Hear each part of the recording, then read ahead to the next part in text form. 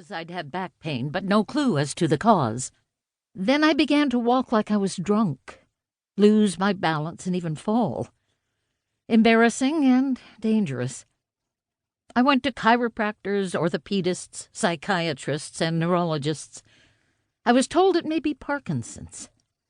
Since my father had Parkinson's, that concerned me, but a neurologist could not see anything wrong. Though relieved my symptoms didn't seem to be due to Parkinson's, I was very frustrated and discouraged. Finally, another neurologist did an MRI and discovered I had a tumor growing in my spinal column. It had to come out.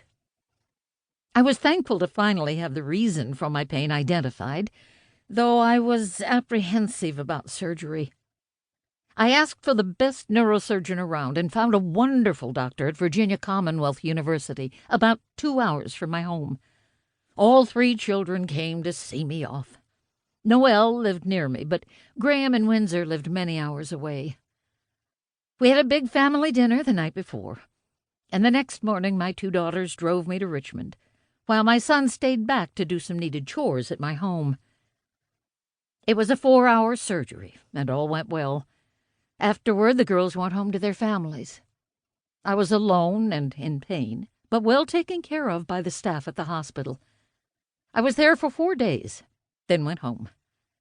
The girls argued their best to have someone come take care of me, but I am stubborn and independent and did not want that. I tried my best before the surgery to put up meals and arrange my kitchen so that I would not have to bend, lift, or twist. A home health care nurse came each day to check on me, as well as physical therapists.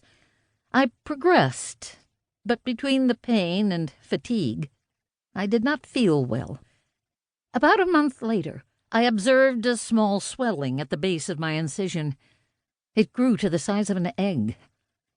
My eldest daughter, Noelle, who is a nurse, took a look at it and didn't like it. I called the doctor the next day. They asked me to send a picture to them, which I did, and they told me to lay flat for 3 days and then call them back. Nothing changed. They told me to stay on my back another 2 days. Still nothing changed. By this time I was unable to keep food down and had a constant pounding headache. I asked Windsor to come take care of me. The doctors determined I had developed a spinal fluid leak. Finally, I was told they'd have to put in a lumbar drain at the hospital. I wasn't at all sure I could make the 2-hour trip. But the next morning the girls drove me back to Richmond. I lay on the back seat with a bucket on the floor just in case. 5 days later I was staring at ceiling tiles, waiting for the nurse to bring me fresh ice water. My condition still hadn't changed. I was very discouraged. Because my girls lived hours away from the hospital, they couldn't visit regularly. I'd been unable to read because of the headaches. So I'd watched endless news about the upcoming election, and, of course, I prayed. I'd been so lonely. Late that morning, the doctors came into my room and told me the surgery would have to be redone. The dura around my spinal column was fragile to begin with, due to my age, and apparently the stitching had not been able to hold. They would restitch and glue the dura for a stronger hold. The next morning I'd be back in surgery. My children could not leave their homes and jobs on such short notice, so I was alone to face this surgery. They would await a phone call telling them all was well.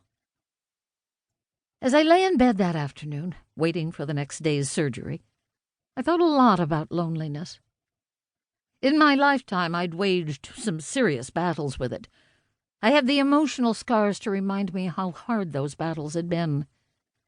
And by this point in my life, I knew enough about loneliness to know that it is a formidable foe, one to be taken seriously, one that requires an intentional battle plan and strong weapons to fight, lest that loneliness take root in my soul and grow, spilling over into my overall well-being.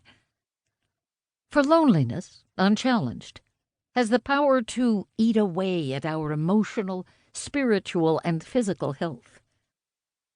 It was time to get serious about addressing this challenge, because I knew that after my surgery,